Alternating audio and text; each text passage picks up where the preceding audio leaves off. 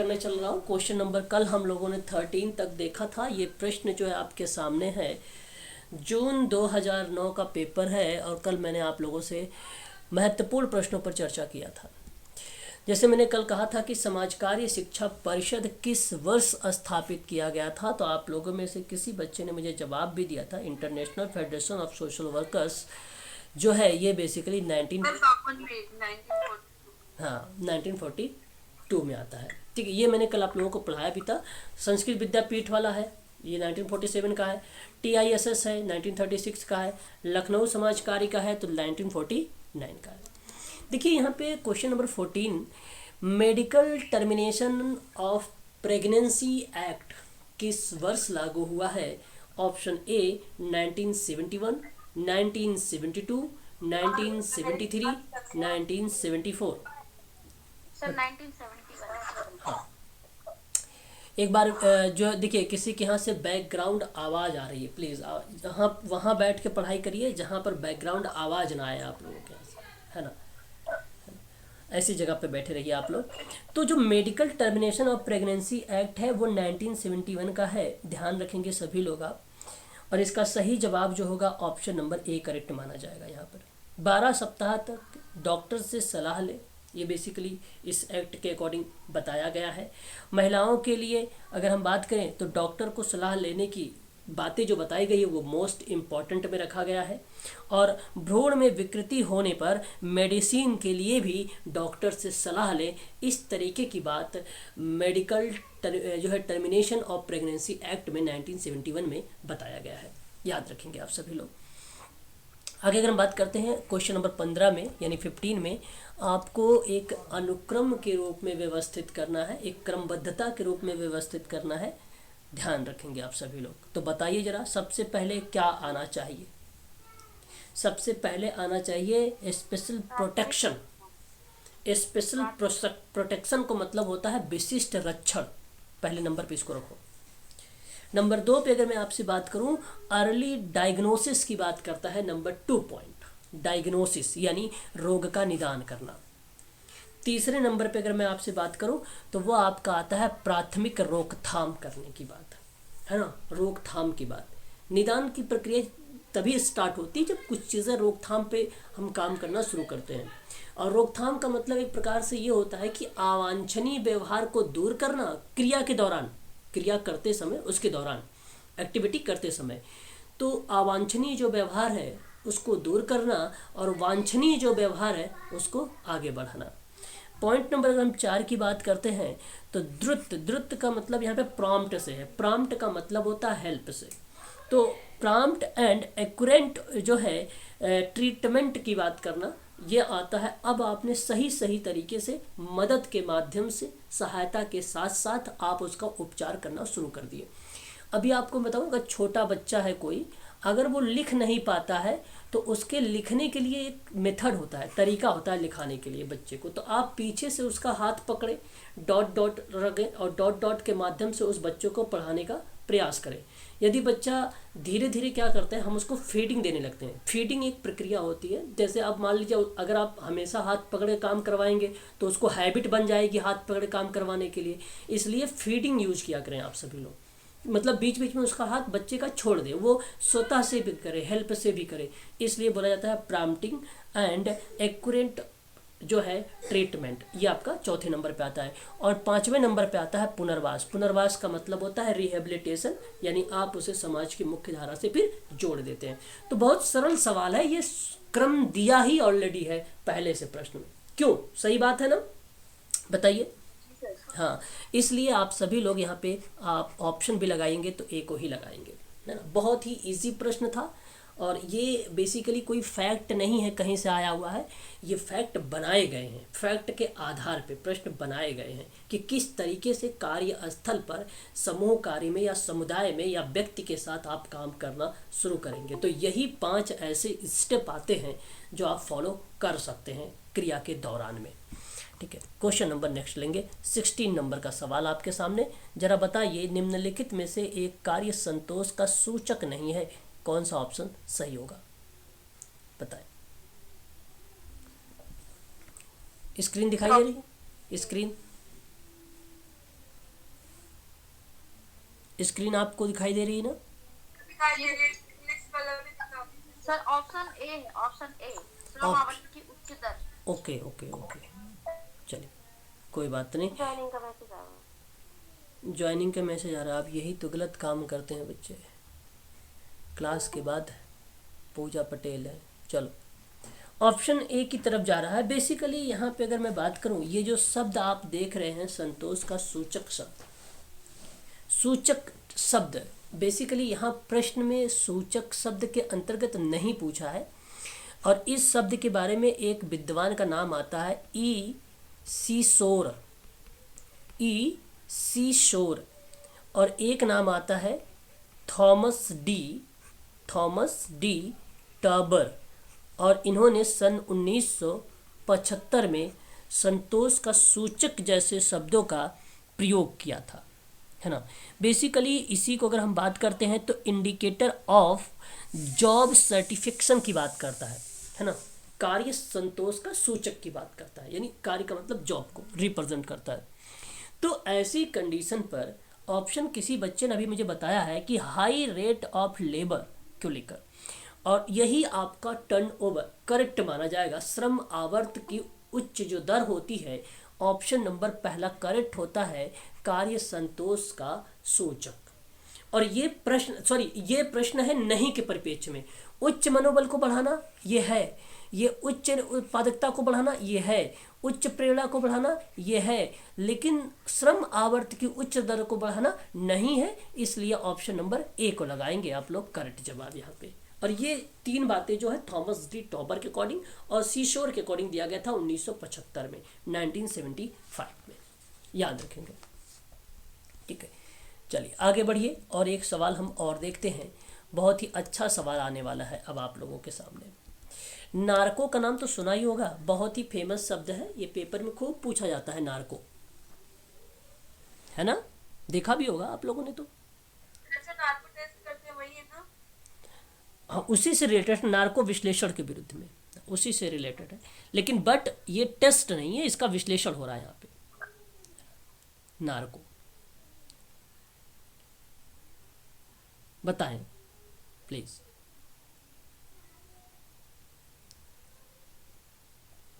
चलो option A बता रहे हैं आप।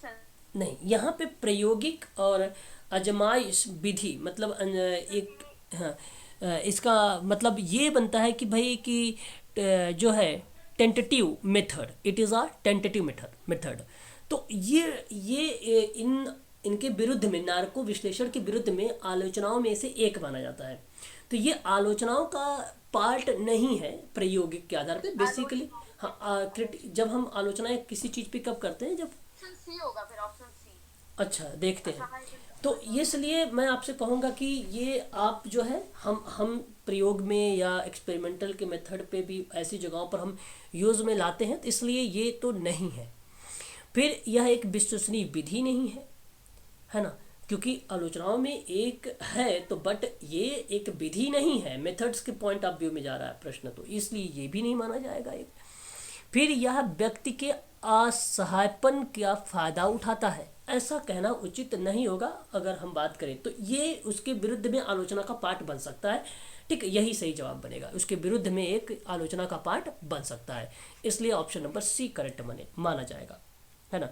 तो देखो यह एक परीक्षण जैसे जी, नार्को विश्लेषण को एक बार बता दीजिए। देखिए यह मैं वही बता रहा हूँ कि यह एक प्रकार का विश्लेषण है। बेसिकली विशिष्ट खुराक को संवेदनहारी दवाओं को जो है इंजेक्ट करके अपने विषय को सम्मिलित की अवस्था में रखने का अनुमान लगाता है ये नार्को विश्लेषण में एक दवा सोडियम जो होता है, आपको तो मालूम होगा, पेंटाथाइलान का इंजेक्शन दिया जाता है ना, जो एक आर्टिफिशियल निद्रा अवस्था में बेहोश कर देता है कि नहीं। नार्को अभी आप लोगों ने सुना होगा श्रद्धा का केस में ऐसे ही कुछ हुआ था नार्को टेस्ट को लेकर।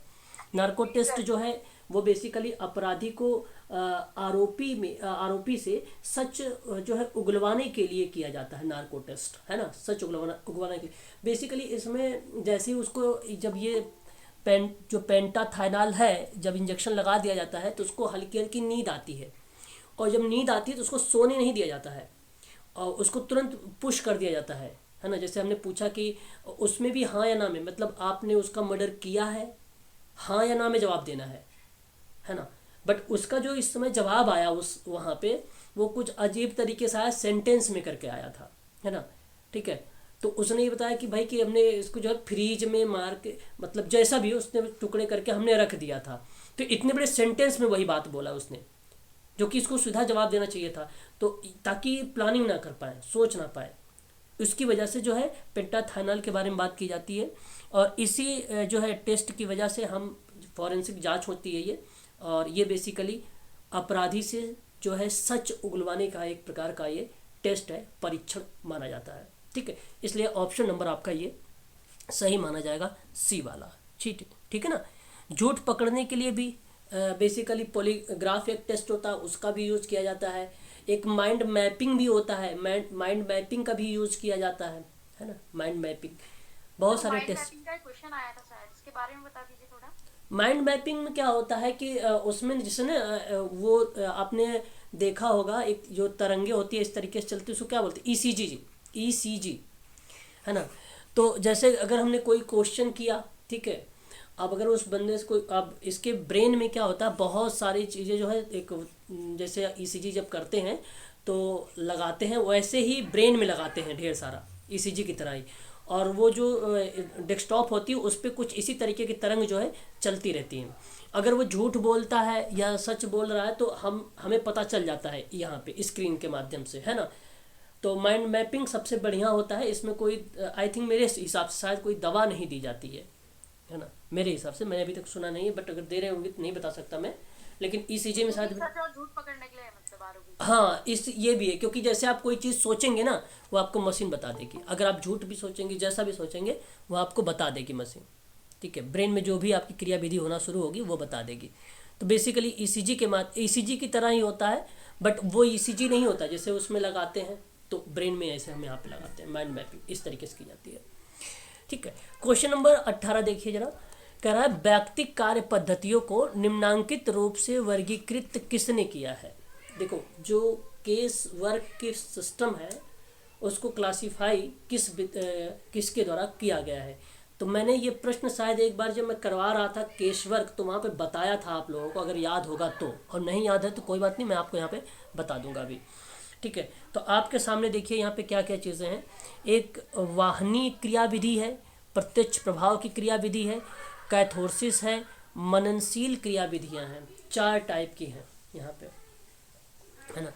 कैथोरसिस बेसिकली भाव विरेचन शब्द होता है, जो अरस्तु के द्वारा एक कला और साहित्य के द्वारा हमारे दूषित मनोविकारों का उचित रूप से जो विरेचन होता है, वही कैथोरसिस शब्द को रिप्रेजेंट करता है। ठीक है, यहाँ सही जवाब आपको बता दूं, ऑप्शन नंबर बी माना जाएगा, मैरी रिचमंड। हाँ, मैंने आप लोगों को इसके बारे में पढ़ाया है और आप लोगों ने इसके बारे में पढ़ा भी होगा, जी जी है हाँ। ना। ये आपका ऑप्शन सही होगा। अच्छा, हेलन होरिस पल्लमन की बात करें तो आप ये भी जानते होंगे कि सोशल केस वर्क में जो प्रॉब्लम सॉल्विंग प्रोसेस की किताब आई थी 1900, बताइए कब। 57। हाँ, 57 में, बिल्कुल सही जवाब, 57 में। तो ये आपको ध्यान रखना होगा। और एक शब्द आप यहाँ पे देख रहे हैं, Florence Hollis, very very most important शब्द, जिसने समाजकारी में इन्होंने क्लासिफाइड कर दिया था व्यक्तिगत समाजकारी को कि भाई एक प्रत्यक्ष होता है, एक अप्रत्यक्ष होता है। आप पेपर में देखेंगे, आएगा, मैं आपको बताऊंगा कि ये देखो फ्लोरेंस होलिस का नाम आता है यहाँ पे। इनकी एक किताब आई है, वो भी इम्पोर्टेंट है, जो पेपर में पूछा जाता है। इसको आप नोट कर लीजिए बुक, क्योंकि कन्फ्यूज़न बहुत ज़्यादा होती है इसकी किताब को लेकर। इस किताब को आप नोट कर लीजिए, सोशल वर्क जो है साइको सोशल थेरेपी 1966 में आई थी। इसको आप ध्यान रखेंगे सभी लोग, क्योंकि पेपर में भी पूछा जाता है। बच्चे इसी किताब में कंफ्यूज भी बहुत हो जाते हैं। इसी बुक में किताबें बहुत सारी हैं, इसलिए सारी किताबों को अब पता ही नहीं चलता किसकी थ्योरी किसकी प्रैक्टिकल क्या चीज़ें होती हैं।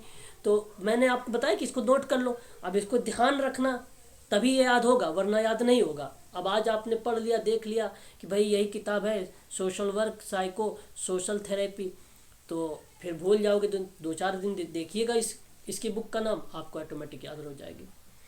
देखिए अब गार्टन हैमिल्टन की भी किताब है, अब इन्हीं दोनों किताब में देखिए कंपेयर करिए। इसकी किताब का नाम है theory of practice of social case work, theory and practice of social case work.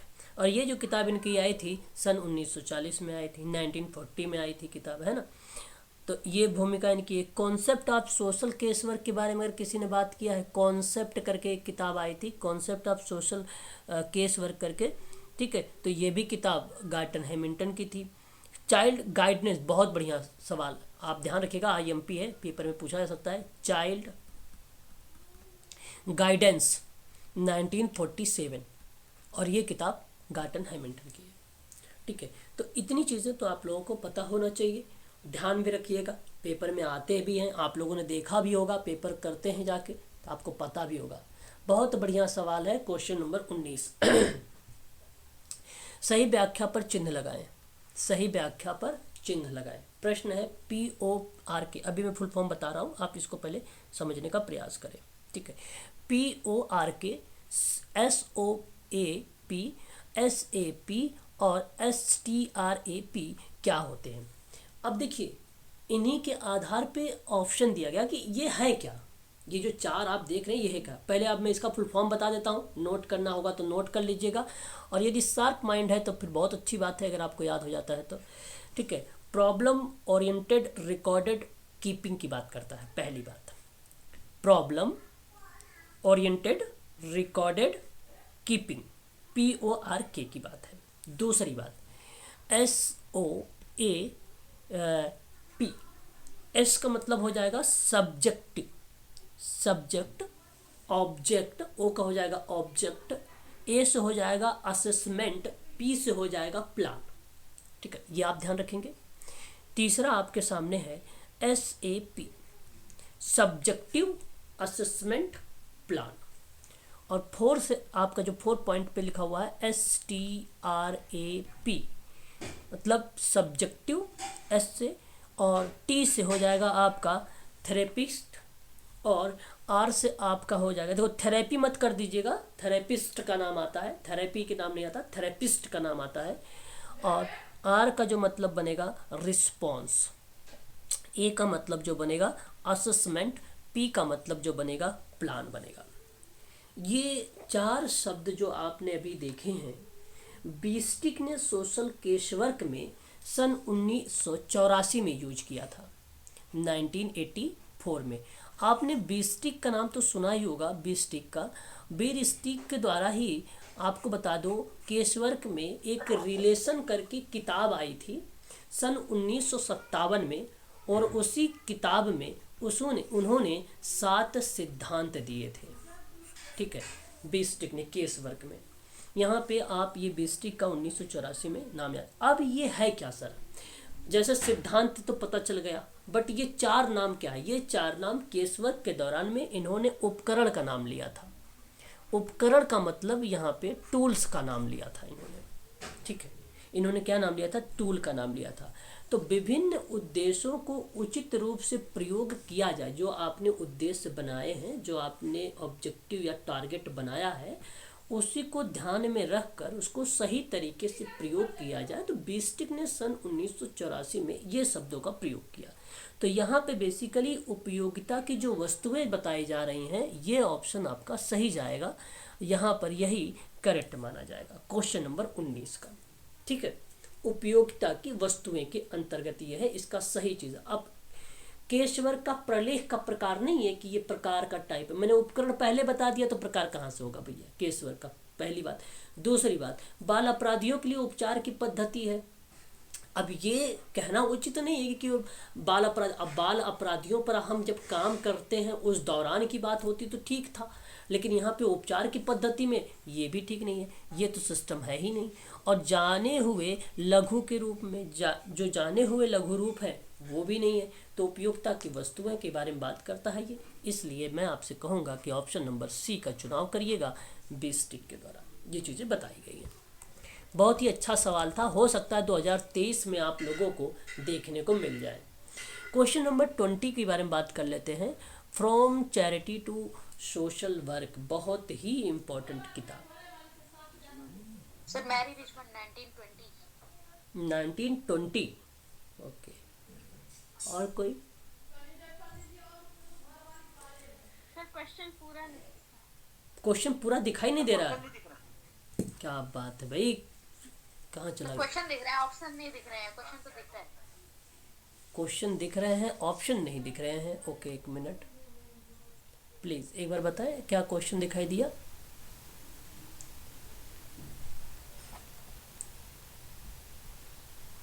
बताएं, क्वेश्चन दिखाई दे रहा है? जी सर। ठीक, जी सर। अब बताइए, from charity to social work नामक पुस्तक के लेखक कौन? सर मुझे सी ऑप्शन।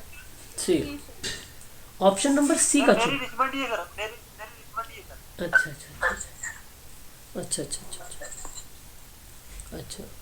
देखिए यहाँ किसी बच्चे ने मेरे को ऑप्शन नंबर सी दिया। मैं आपको बता दूं, मैरी रिचमंड और एलिजाबेथन एन एग्न्यू दोनों का नाम आता है, लेकिन जब यहाँ दोनों के नाम हो तो मैं आपको बता दूं, इन दोनों में प्राथमिकता दीजिएगा मैरी रिचमंड का। ऑप्शन नंबर पहला आपका सही रहेगा। आयोग ने भी इसी को माना है। तो मैं आपसे कहूँगा कि अगर मैरी रिचमंड का नाम ना हो तो एलिजाबेथन एन एग्न्यू का नाम आप लगा के आइएगा। और ये 1922 में आई थी, 1922 में आया था। इसी वर्ष में ही व्हाट इज सोशल केसवर्क की भी किताब लाई गई थी 1922 में। सोशल डायग्नोसिस एक किताब थी, उस किताब को जो लाई गई थी सोशल डायग्नोसिस की, वो 1917 में लाई गई। ये तो कई बार पूछा गया है बच्चों को, तो अब तो ये याद हो चुका होगा, है ना। देख, और एक था फ्रेंडली विजिटर करके, अमंग द पुअर करके एक किताब आई थी, और वो 1899 में। शाबाश, बहुत बढ़िया।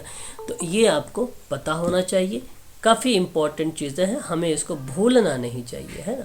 चलो, बहुत बढ़िया है, पढ़ते रहिएगा इसके बारे में, है ना, बहुत इम्पोर्टेंट शब्द है। जी हाँ, मैंने उनको ज्वाइन कर लिया। अगर हम बात करें वाल्टर एंड्रियास फ्रिडलैंडर के बारे में, इनका पूरा नाम है, जिन्होंने समाज कार्य को 2 भागों में बांटा था, उन्हीं के द्वारा एक किताब आई थी इंट्रोडक्शन टू सोशल वेलफेयर, और ये किताब वाल्टर एंड्रियास फ्रिडलैंडर की थी, पहली बात। दूसरी चीज़, इनकी किताब आई थी समाज कल्याण के साथ साथ कॉन्सेप्ट एंड मेथड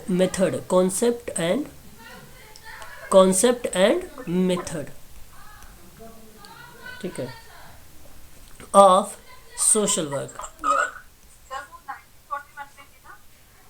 जी 1941 में थी ना सर ये वाली बातें? हाँ, बिल्कुल बिल्कुल। कौन कॉन्सेप्ट की बात कर रहे हैं आप? कौन सी बुक की बात कर रहे हैं आप? जो अभी आप बता रहे हैं इसी का बोल रहे हैं। Concept and method of social work. जी जी सर। 1941। ठीक है। अच्छा, एक नाम आपने सुना होगा समाज कार्य में जनक, जानते हैं आप लोग? James Adam. समाज कार्य की माता किसे कहा जाता है भाई? सर उन्हीं को ही। हाँ, उन्हीं को ही, मतलब उनका नाम जेम्स एडम्स है। ठीक है, बस। अब अभी मैंने बताया ना आपको, जैसे इनका अगर हम एलिजाबेथन एन एग्न्यू का नाम अलग से जब पढ़ते हैं कहीं, तो इनकी 2 बातें आती हैं। एक तो जैसे from charity to social work में तो आपने नाम देख ही लिया कि इनका नाम आता है उनके साथ में। एक इन्होंने जो है रिसेप्टिव ह्यूमन की बात किया था, रिसेप्टिव मतलब प्राप्त करने वाला, ह्यूमन की बात करते थे ये, तो उनकी किताब एक लाई गई थी ये। ठीक है, तो वो उतना पेपर में नहीं पूछा जाता जितना from charity to social work पूछा जाता है। तो मैरी रिचमंड के साथ में है, लेकिन प्राथमिकता मैरी रिचमंड की जाएगी, ध्यान रखेंगे, है ना। आगे बढ़िए और नेक्स्ट सवाल को हम लोग देखते हैं, है ना। चलो, ठीक है। प्रश्न हमारे सामने, विदेशी भाषा के माध्यम से शिक्षित व्यक्ति अवश्य ही देशभक्त नहीं होता है। देखिए, बहुत अच्छा सवाल, इससे बढ़िया सवाल हो ही नहीं सकता। देखता हूँ आप लोगों का दिमाग कितना काम करता है, बताइए जरा मुझे, क्या सा ऑप्शन सही होगा। ध्यान सुनो, विदेशी भाषा के माध्यम से शिक्षित व्यक्ति अवश्य ही देशभक्त नहीं होता है। क्या इस बात से आप इस कथन से वास्तविक हैं? क्या इस कथन से परामर्श मानते हैं कि यह एक मत या राय मानते हैं कि यह एक दूषित पूर्वाग्रह मानते हैं? क्या मानते हैं आप इसे? Sir D option D.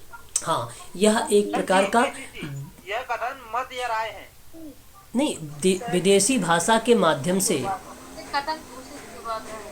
है, विदेशी भाषा के माध्यम से शिक्षित व्यक्ति अवश्य ही देशभक्त नहीं होता। अवश्य विदेशी भाषा के माध्यम, अब हमारे देश के लोग भी तो वहाँ पे हैं, आएंगे तो क्या देशभक्ति नहीं दिखाएंगे? क्या ये मत राय कहना उचित नहीं? क्या वहाँ पे थोड़ी हो जाएगा वो? मैं कहूँगा कि आपका ऑप्शन, डी में ही आपका नहीं। हाँ वहाँ नहीं, ऑप्शन नंबर सी सर नहीं होगा। सी तो बिल्कुल नहीं होगा, मैं आपको यही बताना चाह रहा हूँ। तो डी होगा। हाँ, डी करेक्ट जवाब होगा। भाई आपकी ये राय या मत थोड़ी है। विदेशी भाषा के माध्यम से अगर कोई विदेशी भाषा का प्रयोग कर रहा है तो ये कहना ठीक भी तो नहीं है कि शिक्षित व्यक्ति अवश्य ही देशभक्त नहीं होता है। तो ये मत और राय इसमें क्यों रखते हो? वो तो अपने इंडियन की बात है भाई, जाहिर सी बात है, वो अपने देश के बारे में सोचता ही होगा। तो यह कथन एक दूषित पूर्वाग्रह के अंतर्गत आता है ना। ऑप्शन नंबर आपका डी करेक्ट रहेगा यहाँ पर, ना कि सी। इस पे विचार करो अच्छे से, आप सोचो, समझने का प्रयास करो। अच्छी चीज़ें हैं ये, है ना, अच्छा सवाल है आपके लिए ये। क्वेश्चन नंबर 22 देखिए जरा आप लोग, आपके सामने है। एक निम्नांकित युग्मों को मिलाना है ना, और कह रहा है कि एक साहचर्य है, बिखराव है, अनुमान है, अंतर है, किससे कौन सा मैच होता है। पहले मैं आपको एक एक चीज़ के बारे में बता दूं, ध्यान रखिएगा, ठीक है। यहाँ पर एक मिनट थोड़ा सा होल्ड रखेंगे। हाँ, यहाँ पे अगर हम बात करें तो एक देखिए साहचर्य है। अब साहचर्य से आप सभी लोग रूबरू होंगे, एसोसिएट वाली प्रक्रिया संचालित होती है साहचर्य में, होगा, है ना। जी सर। तो यहाँ पे आप लगाना चाहिएगा टी परीक्षण को नहीं, टी टेस्ट। कोई भी सांख्यिकी, ध्यान सुनो, जो टी टेस्ट होता है वो कहता है कि कोई भी सांख्यिकीय परिकल्पना परीक्षण है जिस परीक्षण का आंकड़ा या जो डेटा है उसी के तहत हम छात्रों का टी टेस्ट लेते हैं। अब जो टी टेस्ट होता है वो छात्रों के लिए होता है, ये पहली बात ध्यान रखिएगा आप सभी लोग। पहली बात, टी टेस्ट छात्रों के लिए होगा। पता चले कि आप शिक्षक को लगा के चले आए, गलत हो जाएगा। ऑप्शन मिलेगा आपको। टी टेस्ट में हम चर का आकार देखते हैं। चर मतलब वेरिएबल, वेरिएबल का मतलब मैंने पढ़ा रखा है। एक अगर हम बात करें जैसे बालक बालिकाओं की शैक्षिक उपलब्धि, तो बालक भी एक प्रकार का वेरिएबल बन गया, बालिका भी एक प्रकार की वेरिएबल बन गई। तो हम उनके आकार देखते हैं, वही टी टेस्ट में देखते हैं, ये हम टी टेस्ट में देखते हैं। और टी टेस्ट बेसिकली क्या करता है, ये परीक्षण करता है सांख्यिकी परिकल्पना का। और सांख्यिकीय परिकल्पना का जो पार्ट बनता है वो बेसिकली साहचर्य का बनता है, और यह आपका करेक्ट रहेगा पहला, एसोसिएट का। अब जब हम बात करें दो प्रतिदर्शकों के बीच का अंतर की सार्थकता का जो स्तर है उसको स्पष्ट करने की बात करें, उसको स्पष्ट करने की बात करें, बिखराव। और बिखराव, जैसे आपने काई स्क्वायर की बात किया था, मैंने पढ़ाया भी था काई स्क्वायर के बारे में, है ना, जहाँ पे काई स्क्वायर का हम यूज़ करते हैं, वो बिखराव बताता है। बेसिकली श्रेणीगत, कोई क्रमबद्ध तरीके से वेरिएबल के संबंधों का जब उपयोग करता है स्वतंत्र तरीके से, तो वह काई स्क्वायर कहलाता है। अब ध्यान रखिएगा, श्रेणीगत वेरिएबल के संबंध को बताने वाला क्या बनता है, काई स्क्वायर बनता है। अब काई स्क्वायर सबसे पहले प्रोफेसर आबे ने सन 1863 में दिया था। फिर उसके बाद एक हेल्मट का नाम आया 1875 में, 1875 में। फिर उसके बाद नाम आया 1900 में, जो यही फेमस है, पेपर में खूब आता है, कार्ल पियर्सन का नाम। कार्ल पियर्सन का सहसंबंध गुणांक भी है, जहाँ पे प्लस और माइनस, +1 -1 का भी यूज़ करता है। सहसंबंध के गुणांक में इनका यूज़ होता है, बट वो अलग की चीज़ें हैं, वो अलग चीज़ें हैं, वो पॉजिटिव और मतलब सकारात्मक और ऋणात्मक सहसंबंधों के बारे में बात करता है। आपने एक सूत्र पढ़ा होगा, मैं आपको याद दिला दूं, आपने पढ़ा होगा मोड। मोड इज इक्वल बराबर mean minus median, median minus mean minus two mean. ये सूत्र पढ़ा है? ये सूत्र कितने लोग जानते हो? मोड मतलब बहुलक, बहुलक बराबर सर माध्यिका मोड बराबर 3 मीडियन माइनस 2 होगा। टू मध्य का बहुलक सर। 3 माध्य 2 माध्य। नहीं, मैं ये सवाल सहसंबंध को बताना चाह रहा हूँ, ठीक है। मैं सहसंबंध, ये एक बहुलक का फार्मूला है, ये आपका एक बहुलक का फार्मूला है, सूत्र है, जहाँ संबंधों को बताने का प्रयास किया जाता है, ठीक है। तो मैं आपसे अगर कहूँ तो ये प्रक्रिया देख रहे हैं कि माध्यिका की और माध्य मतलब मीडियन की और मीन की दोनों का क्या बन रहा है? संबंध, जिसकी वजह से मोड निकल के आ रहा है। एक दी गई श्रेणी में, आपको पता होना चाहिए, जो दी गई एक श्रेणी में जो संख्याएं होती हैं, जिन संख्याओं का बहुलता तरीके से हम यूज करते हैं, या जिस श्रेणी में बहुता या अधिकतम पदों का योग होता है, पद होते हैं, उसी को हम लोग बहुलक बोलते हैं, उसी को हम लोग बहुलक बोलते हैं, मोड बोलते हैं। तो वो सहसंबंध को रिलेट करता है ना? वो किसको रिलेट करता है? सहसंबंध को, कोरिलेशन को रिलेट। और कोरिलेशन का कॉन्सेप्ट कार्ल पियर्सन का हो जाता है। तो बिखराव जो शब्द है वो काई स्क्वायर को रिलेट करेगा, इसलिए सीधा सीधा लगाइए, कोई दिक्कत नहीं। अब बात आई अनुमान की। अनुमान का जो श्रेय जाता है, सबसे पहले वो श्रेय जाता है विलियम गाल्टन का, जहाँ पे कार्ल पियर्सन के साथ में इन्होंने एक ऋणात्मक और एक धनात्मक जैसे शब्दों का प्रयोग किया था। एक शब्द यूज किया था शून्य का भी, यानी जीरो का भी। जो जीरो शब्द का यूज किया था उसका मतलब बताया था कि यह अनुपस्थिति को बताता है। जीरो क्या बताता है? अनुपस्थिति को बताता। परंतु एक और प्रश्न मैं यहीं पर बताना चाहूँगा आप लोगों को। यहाँ जो जीरो लिखा हुआ है, जैसे ये मान लो x अक्ष है, ये y अक्ष है, यहाँ पर आपका आश्रित वेरिएबल होगा, यहाँ पे आपका स्वतंत्र वेरिएबल होगा, है ना। तो अब मान लो यहाँ पे जो स्वतंत्र वेरिएबल है, ये सारी चीज़ें हैं। ये जो जीरो है, तो जीरो क्या है? जीरो क्या आप आश्रित वेरिएबल को मानोगे कि आप स्वतंत्र वेरिएबल को मानोगे? क्या मानोगे जीरो को? बोलो, जीरो को क्या मानोगे? बताएं। उनके बीच का है ना, तो न्यूटन होगा। न्यूटन? अरे न्यूटन क्या? नहीं सर, हाँ। ऑप्टिक होगा, नहीं डिपेंडेंट ना ना ना ना, डिपेंडेंट होगा। इसको मैम उत्पत्ति ओरिजिन मानते हैं। उत्पत्ति, जी सर, जहाँ से x और y हाँ, उत्पत्ति मानते हैं। ये मैम एक्स वाई निकलते यहाँ से नहीं है, बेसिकली ये एक क्रॉस बिंदु होते हैं। आपका एक यक्स और एक वाई जो अक्ष है, जहाँ दोनों एक दूसरे को एक प्रकार से क्रॉस कर रहे होते हैं, काटते हैं, वह प्रक्रिया वहाँ पे क्या कहलाती है? तो वो उत्पत्ति कहलाती है, ओरिजिन कहलाती है उसको। हाँ, ठीक है, ध्यान रखिएगा, पेपर में पूछा जा चुका है। मूल शब्द भी इसी को बोला जाता है, मूल शब्द भी इसी को बोला जाता है। तो मैं आशा कर रहा हूँ कि ये भी बात आपको समझ में आ गई हो, क्योंकि पेपर में प्रश्न आ चुका है, सोशल वर्क के पेपर में, है ना, यूजीसी के नेट में। अच्छा, एक शब्द है अनुमान। अनुमान बेसिकली क्या होता है? विभाजन के अंतर्गत फैलाव। देखो, अब बात को समझिएगा। अब बच्चे क्या करते हैं? बिखराव वाले शब्द को सहसंबंध को रिलेट कर देते हैं। देखिए, विभाजन जो शब्दों का जो फैलाव को स्पष्ट करने की प्रक्रिया बनती है, फैलाव क्योंकि बिखराव से, तो बच्चे क्या करते हैं? सोचते हैं कि फैलाव वाला शब्द बिखराव से आएगा, इसलिए सहसंबंध को रिलेट करेगा। नहीं, फैलाव का शब्द अनुमान भी बताता है, अनुमान भी बताता है। तो यहाँ पे अनुमान वाली जो प्रक्रिया बनती है वो सहसंबंध को रिलेट करती है, जो मैं सहसंबंध को बता चुका हूँ। अब बात रही अंतर को। जब चरों के बीच के संबंध हम स्पष्ट करते हैं, जब वेरिएबल के बीच में, किसके? वेरिएबल के बीच में जब हम संबंधों को स्पष्ट करते हैं, तो वो हमारा क्या कहलाता है? अंतर कहलाता है। और अंतर बेसिकली मानक विचलन होता है। अब आपके मन में आ रहा होगा कि सर मानक विचलन होता क्या है? मानक विचलन होता क्या है? मानक विचलन, ध्यान रखिएगा, उच्च मानक विचलन इंगित करेगा कि मान एक व्यापक सीमा तक फैलाव हो सके या फैला रहे। एक लिमिट होता है, एक सीमित होता है मानक विचलन। एक सीमित होता है मानक विचलन।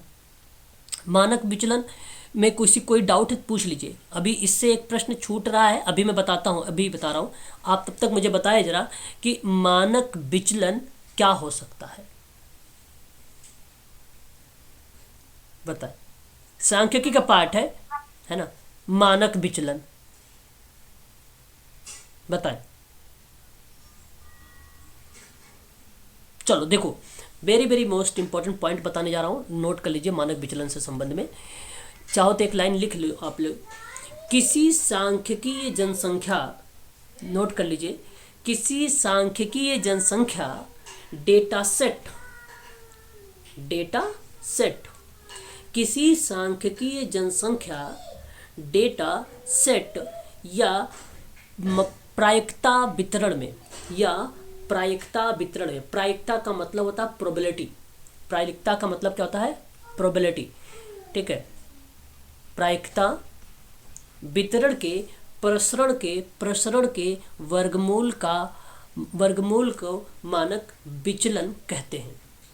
तो कभी कभी पेपर में मानक विचलन आ जाता है और ऑप्शन में के बाद क्या है? किसके बाद वितरण के हाँ, वितरण के प्रसरण के वर्गमूल को मानक विचलन कहते हैं।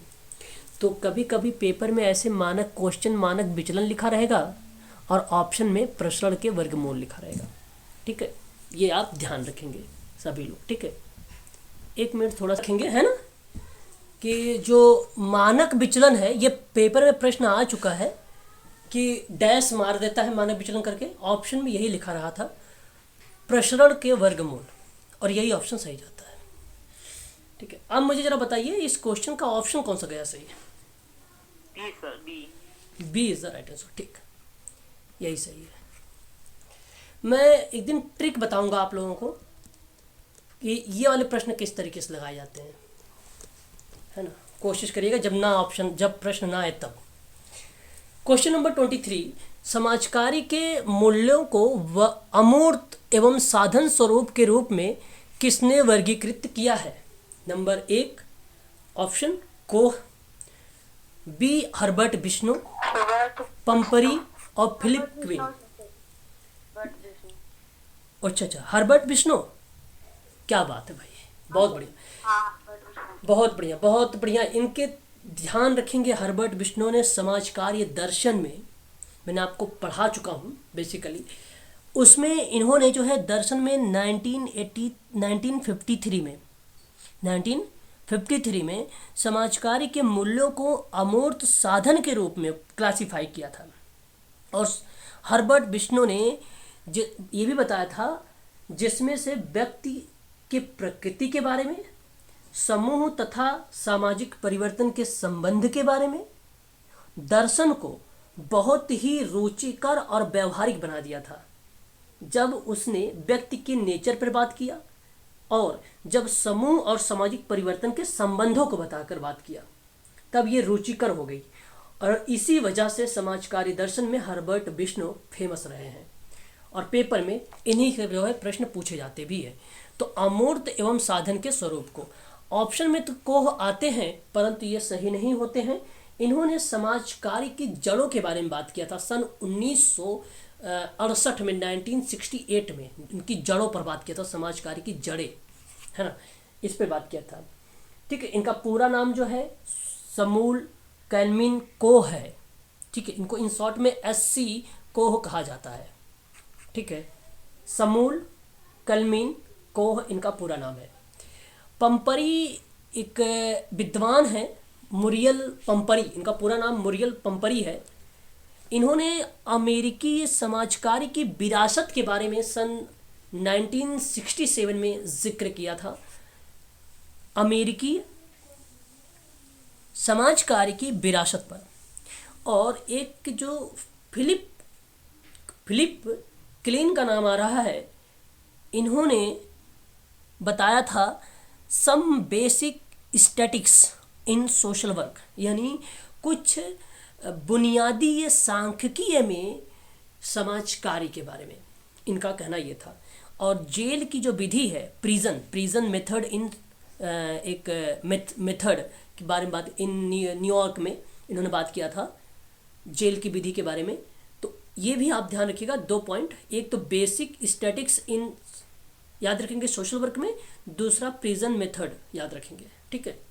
बस तो ये फिलिपिन का नाम आता है, ठीक है। सर एक बार पंपरी का रिपीट कर दीजिए। मुरियल पंपरी जो है, अगर हम बात करें, अमेरिकी समाजकारी की विरासत पर बात किया था 1967 में, है ना। क्वेश्चन नंबर 24, ये प्रश्न बहुत सरल है, मैं बता चुका हूँ, ऐसा कोई आर्टिकल नहीं जो मैं ना बताया हूँ इसमें। भारतीय संविधान का वह कौन सा अनुच्छेद है जहां पर स्त्रियों और बच्चों के लिए विशेष प्रावधान बनाने के लिए भारतीय राष्ट्र का या राष्ट्र को अधिकार देता है? अनुच्छेद 16, अनुच्छेद 15, अनुच्छेद 23, अनुच्छेद 17। 16 सर। B option 16। 16, 15। ओके। अच्छा, यानी इस प्रश्न में कई बच्चों का जो जवाब आया है बड़े अजीबो गरीब तरीके से आए हुए हैं, है ना भाई। किसी के बच्चों को 15 आ रहा है तो किसी के बच्चे, तो मैं आपसे बताना चाहूँगा यहाँ पर 15 आपका करेक्ट माना जाएगा। मैंने 15 का 3 भाग पढ़ाया होगा, है ना, आप देख लीजिएगा। उसमें मैंने बताया था आपको 15 का 3 भाग है, 3 वाला जो उपभाग या बोलते हैं जिसको हम लोग, वही आपका करेक्ट हो जाता है ऑप्शन नंबर बी। 16 बेसिकली क्या बताता है आपको, सामाजिक पदों पर अवसर की जो समानता से संबंधित प्रावधान की बात की गई है वो आर्टिकल 16 बताता है।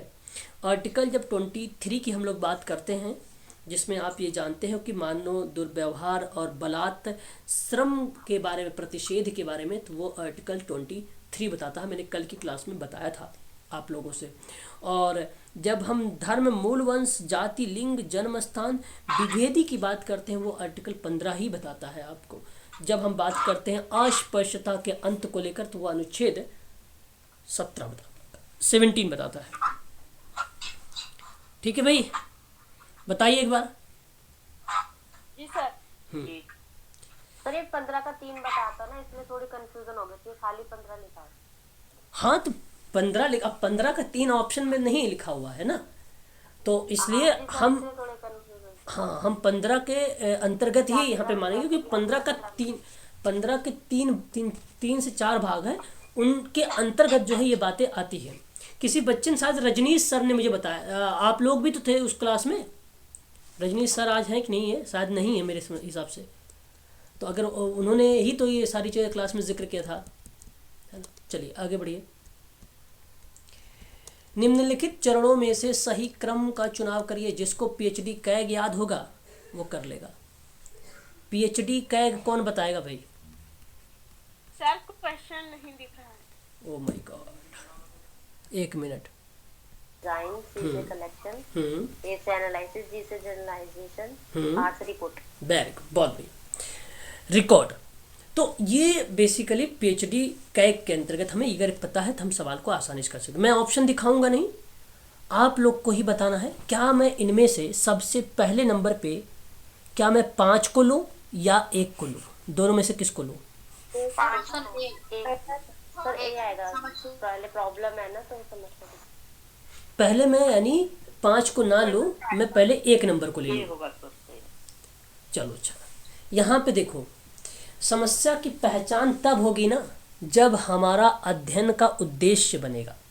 मैं एक बार प्रश्न का इंग्लिश दिखा दूँ थोड़ा सा आप लोगों को, है ना, तब आपको समझ में आएगा। इंग्लिश देख लीजिए एक बार। क्या इंग्लिश आ गई स्क्रीन पर? आ गए सर। हाँ, अब देखो यहाँ पे पहला आपसे कहता है आइडेंटिफिकेशन ऑफ प्रॉब्लम, 5th आपसे कहता है ऑब्जेक्टिव ऑफ द स्टडी। जो आपका अध्ययन का उद्देश्य है, इस अध्ययन के उद्देश्य से ही तो समस्या की पहचान होगी, फिर तो हम समस्या पर मतलब काम करेंगे सेवार्थी के साथ। समस्या की पहचान होने के बाद हम क्या करना भी कि हमारा स्टडी करना। समस्या पहचान गए हम तो हम स्टडी थोड़ी ना करेंगे, हम पहले स्टडी करेंगे, फिर स्टडी के दौरान ही तो समस्या की पहचान होगी। तो मैं आपसे कहूँगा, ध्यान रखेंगे सभी लोग, पहले आप ऑब्जेक्टिव ऑफ द स्टडी को लगाइएगा, अध्ययन के उद्देश्य को लगाइएगा, पहली पॉइंट। सर इसमें कई बार कंफ्यूजन होता है कि लगाते लिए समस्या। देखिए मैं आपको बताता हूँ मैडम, देखिए कंफ्यूजन आपके अंदर होनी ही नहीं चाहिए। आपको बता देता हूँ कंफ्यूजन कैसे होती है, क्योंकि आप समझते नहीं हो। फिर मैंने कहा आपसे, सपोज मैं एक एग्जांपल के हिसाब से समझाना चाहूँगा, तब शायद आप अच्छे समझ पाएंगे। मैंने आपसे कहा कि भी एक एनजीओ है, ठीक है, मान लीजिए XYZ करके कोई एक एनजीओ है। मैंने आपसे बोला वहाँ पर आप चले जाइए, एक क्लाइंट मिलेगा आपको, ठीक है। तो आप पहले जाते ही सेवार्थी से थोड़ी ना बात करना शुरू कर देंगे, पहले आप ऑफिस में जाएंगे। सर मुझे बताया गया है कि भाई ऐसे ऐसी चीज़ें हैं, ऐसा सा बच्चा है, क्या मैं उस बच्चे की फाइल वगैरह देख सकता हूँ, समझ सकता हूँ? भाई ऐसे ही करोगे आप। वह प्रक्रिया अध्ययन का उद्देश्य कहलाती है। पार्लियामेंट ने क्या बोला था? पार्लियामेंट ने अध्ययन की प्रक्रिया तो यही बोला था, और अध्ययन की प्रक्रिया ही आना जरूरी है, तभी तो अध्ययन के उद्देश्य से ही आप समस्या की पहचान कर पाओगे। फिर आप उसके पास जाओगे, फिर वहाँ पे आप चाहे साक्षात्कार विधि से कर रहे हो, चाहे आप प्रश्नावली विधि से कर रहे हो, एटसेट्रा, कोई भी मेथड विधि से आप कर रहे हो, तब उस विधि में पहचान पड़ती भाई ये समस्या है, उसको तब जाकर आप मेंशन करते हो। तो पहले पढ़ना तो जरूरी है। अब आप मान लीजिए समस्या कैसे पहचान, हवाई फायरिंग थोड़ी कर सकते हैं आप कि समस्या की भाई पहचान हो गई। फिर उसके अब अच्छा अध्ययन क्या करेंगे?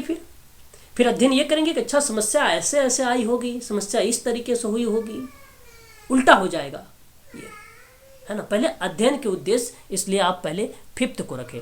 और जस्ट इसी की अगर हम बात करें तो अब एक चीज़ और समझो, यहाँ पे आंकड़े का संकलन करना है ऑप्शन में। फिर उसके बाद अच्छा ये तो आपका भी छोड़ दीजिए इसको। फिर उसके बाद शोध प्रश्न है। अब बताओ, उपकरण तो हटा दो, अब यहाँ पे सोचो समस्या की पहचान होनी चाहिए या शोध प्रश्न होना चाहिए, क्या होना चाहिए? दोनों में पहले बताओ।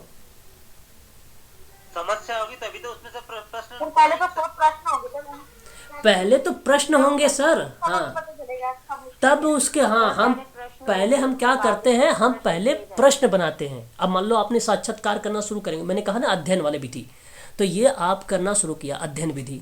अब मैं आपसे यही अभी बता रहा था कि आप चाहे साक्षात्कार करो, चाहे आप अनुसूची करो, चाहे आप प्रश्नावली विधि करो। अब ये अध्ययन के जस्ट बाद स्टेप बाय, देखो एक टास्क, इसको हम लोग क्या बोलते हैं, टास्क एनालिसिस, इसको हिंदी में कहते हैं कार्य विश्लेषण। हम कार्य विश्लेषण करते हैं तो कुछ इसी तरीके का चरण रिसर्च में आता है। तो उसके बाद आपका नंबर 4 पॉइंट आएगा, यहाँ पे नंबर 4 पॉइंट आएगा। अब ध्यान से समझने का प्रयास करिएगा।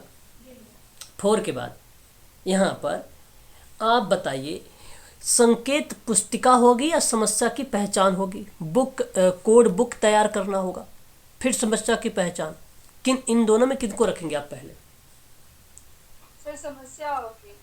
हाँ जी, की पहचान समस्या की पहचान करेंगे। संकेत पुस्तिका कोड बुक का मतलब क्या समझ रहे हैं? पहले बार इंग्लिश देखें। यहाँ हम अगर इंग्लिश की बात करें, 3rd में code book preparation, code book preparation, हाँ, मतलब प्रिपरेशन, कोड बुक प्रिपरेशन, मतलब इसका मतलब ये हुआ कि आपने संकेत पुस्तिका या कोड बुक को तैयार कर रहे हैं, ठीक है।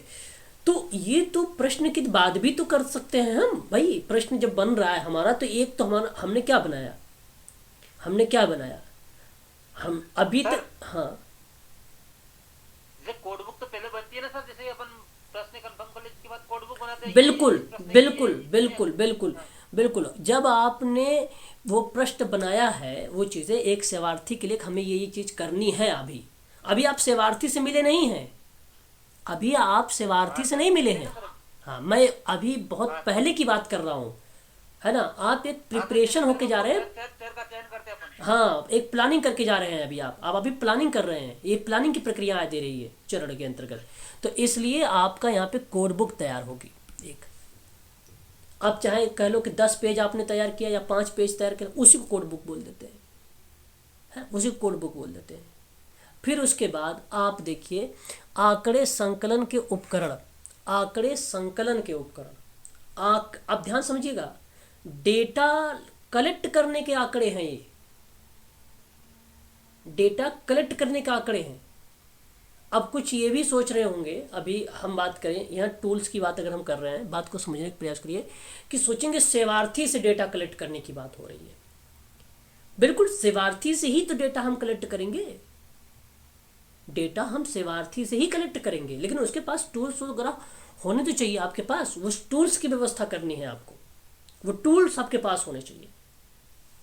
उसके बाद आप यहाँ पे जब टूल्स हो गया तो अब आप चले, ठीक है, अब मिला आपके पास सेवार्थी, पॉइंट में पहचान हुई।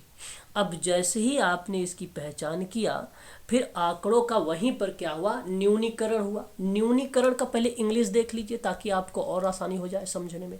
डेटा रिडक्शन, डेटा रिडक्शन का मतलब यहाँ पे क्या बनेगा न्यूनीकरण में, यहाँ पर समझने का प्रयास करिएगा कि जो डेटा है, मतलब उसमें पता ये चला कि हमें काम किस पे करना है। हमने कुछ ज़्यादा हो सकता है भाई क्वेश्चन प्रश्नावली विधि बना लिया हो या साक्षात्कार बना लिया हो, है ना, कुछ ज़्यादा बना लिया हो, तो उसको हमें समझने के लिए क्या किया, हमने उससे मिला, जब प्रश्नों के बारे में पूछा होता भाई जो चीज़ें उसकी यूज लायक नहीं है, तो हमने वहाँ पे आंकड़ों को कुछ क्या किया, वो जो हमारे व्यर्थ का है उसको हमने रिड्यूस कर दिया, हटा दिया। और हटाने के बाद आपने यहाँ पे जो है रिड्यूस कर लिया, आंकड़ों का न्यूनीकरण कर लिया। अच्छा, आंकड़ों का न्यूनीकरण पहले आएगा कि आंकड़ों का विश्लेषणीकरण आएगा पहले न्यूनीकरण और विश्लेषण आएगा पहले। नहीं, हम लोग को देखेंगे तभी तो हम हटाएंगे न्यूनीकरण। नहीं सर न्यूनीकरण करेंगे, रिड्यूस करेंगे फिर विश्लेषण करेंगे, रिड्यूस करके विश्लेषण करेंगे, बिल्कुल सही। हाँ, रिड्यूस करके ही विश्लेषण करेंगे। और इसके बाद ये आपका आ जाएगा 6ठे नंबर का, फिर उसके बाद आपका आ जाएगा 7वें नंबर का, ठीक है, ये आपका बनेगा। अब यहाँ पे देखें तो मैं आपको बता दूँ 5 4 3 2 1, 5 4 3 2 1, फिर उसके बाद 6 और 7, ये आपका स्टेप सही चला जाएगा पहला वाला। इसमें केवल मैं बता दूं आपको प्रॉब्लम तक ही बात की गई। अब प्रॉब्लम के बाद इसने हाइपोथेसिस, डिज़ाइन, कलेक्शन, एनालिसिस, नहीं एनालिसिस लिया है, एनालिसिस को लिया है, प्रॉब्लम लिया है, जनरलाइजेशन और रिपोर्ट हटा दिया है, डायरेक्ट इस स्टेप पे आए हैं यहाँ तक।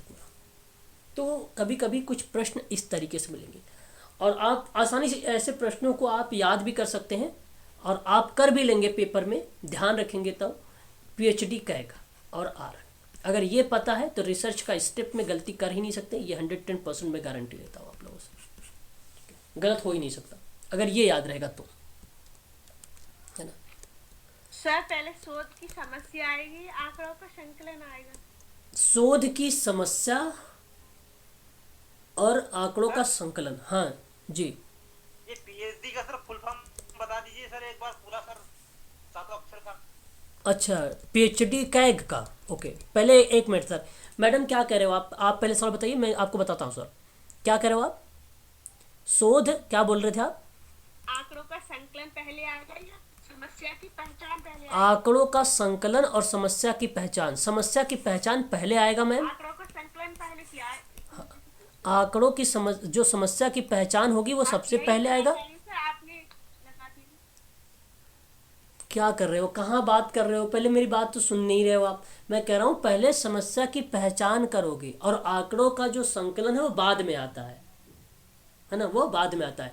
बट ये प्रक्रिया जब सेवार्थी के साथ आप काम करेंगे फ्रंट पे, तब जब आपने अध्ययन प्रक्रिया पूरी कर ली है तब, ठीक है, प्रक्रिया। और जब आप किसी अध्ययन के लिए आप जा रहे हो, कहीं आप जा रहे हो, तो आंकड़ों का संकलन का मतलब ये हुआ कि वहाँ पे आंकड़े संकलन के साथ साथ टूल्स होंगे, आंकड़े नहीं होंगे। अगर केवल आंकड़े होंगे तो सेवार्थी के पॉइंट ऑफ व्यू में होंगे, और जब टूल्स होंगे आंकड़ों के संकलन में, टूल्स तो आप यूज करोगे, टूल्स तो थोड़ी ना घर पे लेके आएगा, है ना, टूल्स तो आप यूज करोगे, उपकरण वो होगा। बात समझ में आई मैम? जी सर। हाँ, तो दोनों में थोड़ा सा अंतर है। अंतर ये है कि उपकरण होने की वजह से ये सामाजिक कार्यकर्ता यूज कर रहा है, ठीक है। संकलन होने की वजह से हम डेटा सामाजिक कार्यकर्ता सेवार्थी से ले रहे हैं, केवल संकलन में, है ना। और सर PhD का एक मतलब समझिए, प्रॉब्लम आप यहाँ पे देखिए, सिलेक्शन ऑफ प्रॉब्लम होता है ये, जिसको हम लोग बोलते हैं पहले प्रॉब्लम, मतलब समस्या आएगी, फिर उसके बाद हाइपोथेसिस आती है। प्रॉब्लम और हाइपोथेसिस के बीच में एक आता है लिटरेचर ऑफ रिव्यू, इनके बीच में एक आता है, ठीक है, साहित्य समीक्षा बोलते हैं उसको। डी से आपको डिज़ाइन याद रखना है, सी से आपको जो है, सी से आपको क्या याद रखना है, कलेक्शन याद रखना है, कलेक्शन याद रखना है। ए से आपको एनालिसिस याद रखना है, जी से आपको जनरलाइजेशन याद रखना है, सामान्यीकरण जिसको बोलते हैं। आर से आपको रिपोर्ट याद रखनी है, ठीक है। चलिए नेक्स्ट प्रश्न देख लीजिए 26 नंबर का। जनसंख्या प्राचल और प्रतिदर्श सांख्यिकी के बीच के अंतर क्या कहलाता है? एक अनुमान या अनुमानक एक नमूना आंकड़ा होता है जिसका उपयोग डैश का अनुमान लगाने के लिए करते हैं, तो वह बेसिकली जनसंख्या पैरामीटर होती है। जब हम जनसंख्या प्राचल मतलब यही होता है कि जनसंख्या पैरामीटर या पैरामेट्रिक शब्द हम यूज कर सकते हैं, पैरामेट्रिक जनसंख्या में, ठीक है। अब जनसंख्या पैरामेट्रिक होता क्या है भाई? एक अनुमानक एक नमूना आंकड़ा होता है जिसका उपयोग जनसंख्या पैरामीटर या पैरामेट्रिक का अनुमान लगाने के लिए करते हैं। एक बात तो याद रखिएगा, और यह प्रक्रिया मैं आपको बताऊं, जहां प्रतिदर्श जनसांख्यिकी के बीच में और जनसंख्या प्राचलन के बीच के अंतर को हम क्या कहेंगे? क्या चयनित पूर्वाग्रह कहेंगे, सांख्यिकी कहेंगे, या प्रतिचयन त्रुटि कहेंगे, या असंगति कहेंगे?